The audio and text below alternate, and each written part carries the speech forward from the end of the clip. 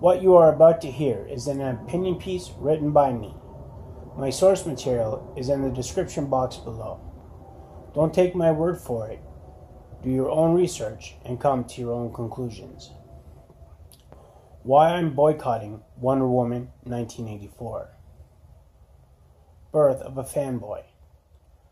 I was 4 years old the first time I saw her. This tall, statuesque brunette with long legs, beautiful blue eyes, and a smile so perfect it would become the standard by which I would measure all others for the rest of my life.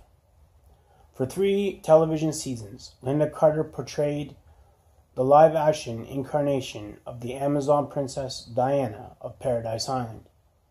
In the first season, she helped the Allies defeat the Axis powers during World War II, and for the next 2 seasons would face various threats from Earthborn terrorists to extraterrestrial invaders and time-traveling fiends. Every week, Wonder Woman would save the day in stunning, photogenic fashion, using both strength of mind and body, all the while maintaining the staunch belief that people could learn from their mistakes and change for the better. Linda's Wonder Woman believed in justice tempered with mercy, a hero with compassion, not unlike Christopher Reeve's Superman, which would come out the same year Linda would stop playing her most iconic role. There had been other female action heroes that had come around before this, including the often overlooked efforts of Kathy Lee Crosby, who played Wonder Woman in a 1974 made-for-TV movie. But without meaning to take anything away from those other women, no one's contribution was quite as big or trailblazing as Linda's, and nobody who follows will ever surpass it.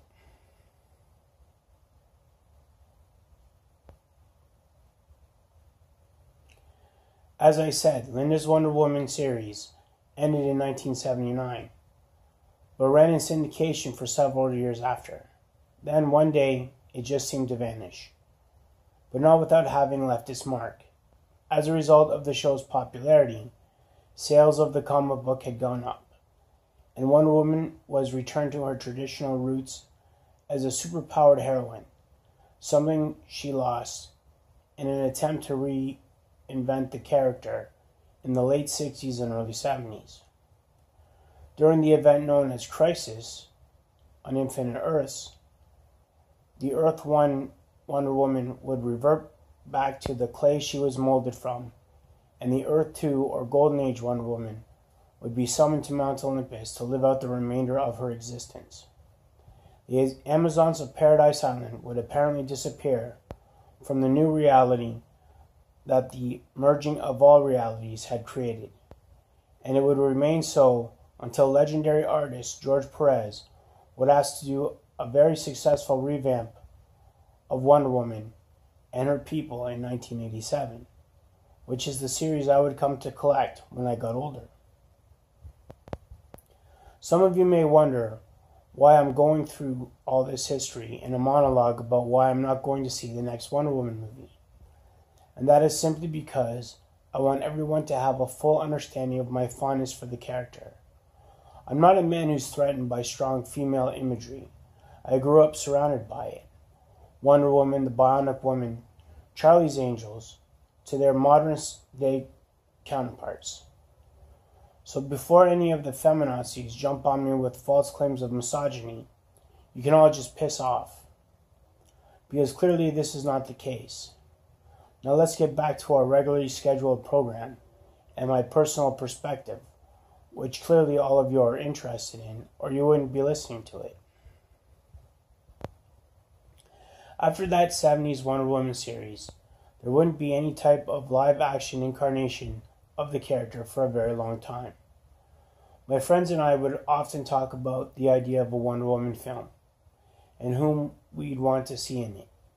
At one point in time, the television show Jag was quite popular, and I thought its female lead, Catherine Bell, would have been a good choice, as she was tall, athletic, and definitely had the curves of a comic book heroine.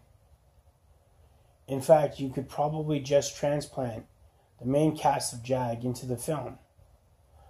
I've actually considered this when I started working on my own idea for the character. There had been a plan in 2008 to produce a Justice League of America movie in which Australian model turned actress Megan Gale would be cast as Wonder Woman, but that fell through. Then in 2011, NBC hired writer David E. Kelly to write a pilot for the television series, which would have featured actress Adrienne Palicki as Wonder Woman. Unfortunately, or perhaps fortunately, depending on your perspective, NBC wasn't happy with the finished product, and it seemed like there wasn't going to be a live-action Wonder Woman. Then it happened. Following the success of Man of Steel, Warner Brothers decided to follow it up with Superman vs. Batman, and a young actress named Gal Gadot would be portraying the amazing Amazon in the character's legitimate major motion picture debut. Some people had their doubts about Gal, and there was some blowback from morons over her having served in the Israeli military. I didn't care. I was just glad to know one of my favorite comic book heroes was getting a live-action upgrade. I was totally jazzed. Then I saw the trailer for the movie. A twitchy Lex Luthor who creates a fire-breathing Doomsday? No thanks. Besides, Gal was set to reprise the role in an actual Wonder Woman film, so skipping out on this flick would be no big deal. Finally, the day arrived. My father and I were doing one of our monthly outings, and when we got to the movie theater, I saw the Wonder Woman movie poster. Checking the date, I saw that it was playing.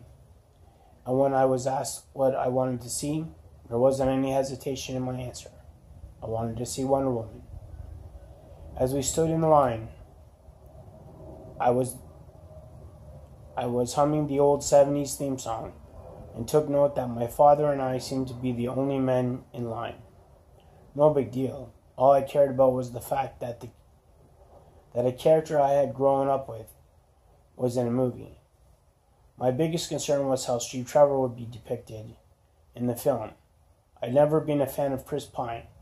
His portrayal of Kirk in the Star Trek reboot had been awful, and the only other movie I'd seen him in was a Lindsay Lohan movie where he played Dick. What I definitely didn't want was for the Steve Trevor character to be portrayed the same way as he was in the Wonder Woman animated movie, where Steve tries to get Diana drunk so he can take advantage of her. Fortunately, this would not be the case, although some of what I would see in this film, and things I would find out, would bother me just as much, if not more.